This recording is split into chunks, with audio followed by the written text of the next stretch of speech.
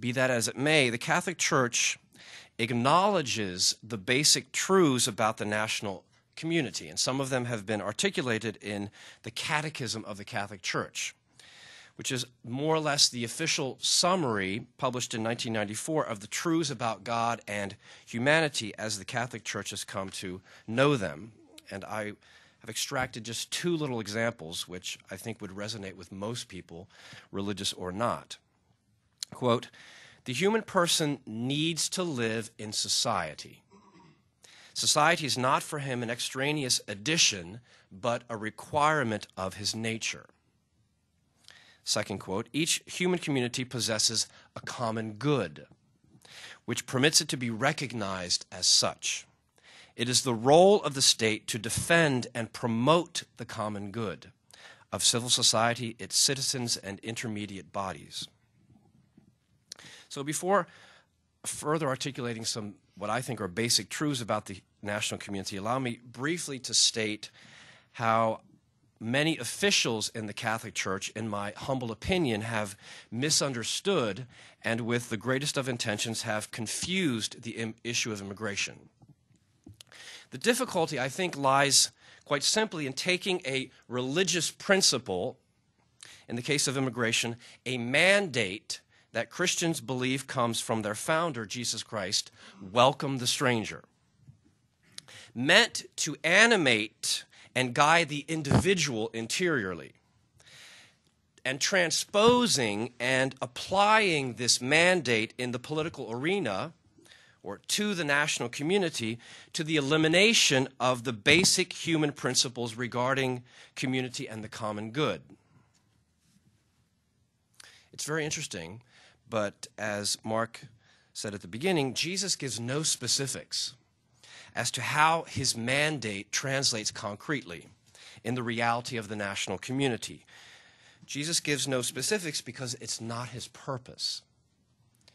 Jesus does not give political principles for the national community per se. Jesus gives principles, Christians believe, and powers for the human heart, which in turn must influence the actions of the individual Christian who remains a member of the national community.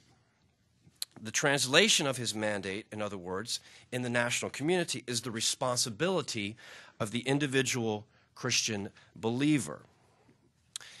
Where the believer can think for him or herself, he or she must. God does not and will not think for the believer. God, specifically, we believe in terms of Christian revelation, illuminates when it comes to that which transcends human knowledge. So the Christian believer must discern, must think, necessarily taking into account what is true of the national community.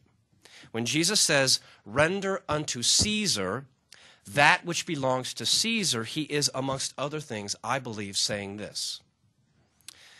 The hierarchy of the Catholic Church obviously knows this, and not just because they were taught this, as I was in seminary, but because it's simply how faith and reason work.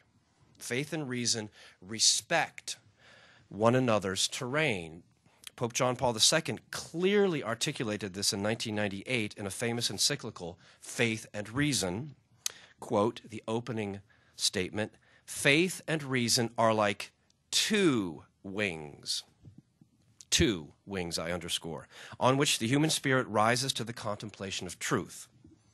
And so I think what we have in the midst of a faith statement like that of the Catholic bishops, reason surfaces of its own.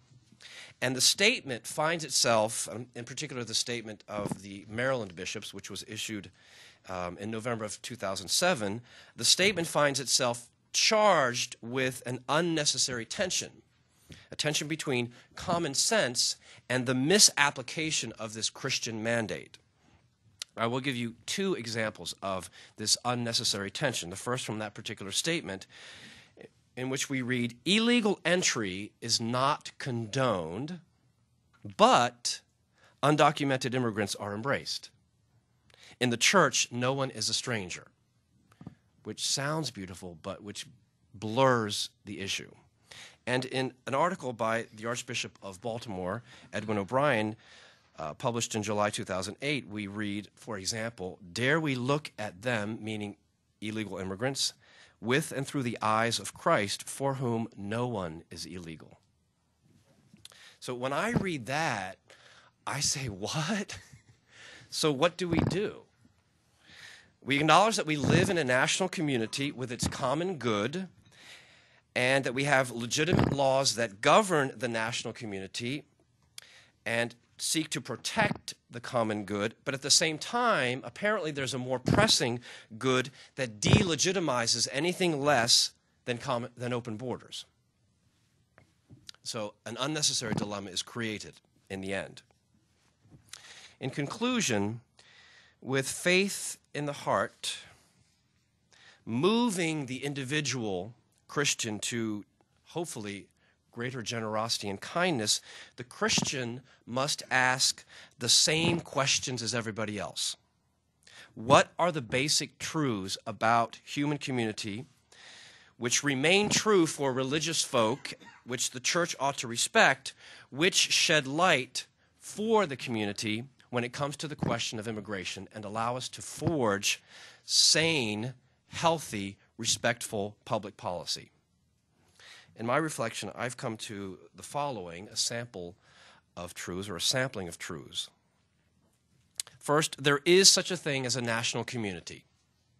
There is legitimate sovereignty of nations, which the Catholic bishops state, which neither the universality of the human family, the universality of the church, the suffering of foreigners, with all due respect, nor what is unfortunate in the nation's past delegitimizes. Second, the common good of the national community, that is its cultural patrimony, its language, its values, etc., all that is truly human, must be protected and promoted. Third, it is legitimate for the national community, as religious as it may be, to control the influx of new members. Fourth, the distinction between legal immigrant and illegal foreigner is real. And because it touches the common good, the lack thereof is a real moral issue. Fifth, a national community of greater means ought to be particularly generous in its welcome, but the welcome is truer if more qualitative than quantitative. And sixth, lastly, a qualitative welcome presupposes the expectation that immigrants become full-fledged members of the community and thus integrated members of the community. So in the end, the melting pot is a welcoming paradigm. Go figure.